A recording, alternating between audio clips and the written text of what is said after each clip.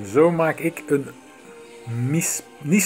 nispero con Nico, oftewel mispel in het Nederlands, schoon.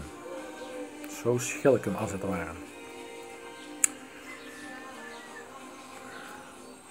Kroontje eruit, dan trek je al meteen een stukje vel mee en dan de rest steeds stukje voor stukje het velletje lospeuteren.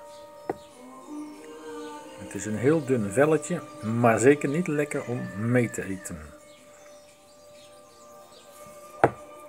Zal alweer veel vitamine bevatten, dus waardevol, maar nee, niet lekker.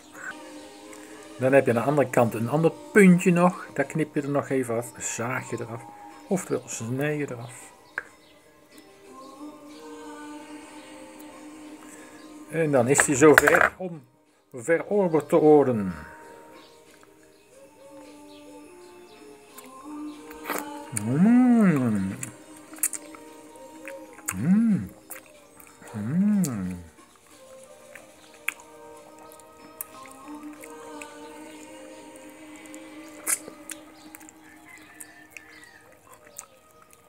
Heerlijk.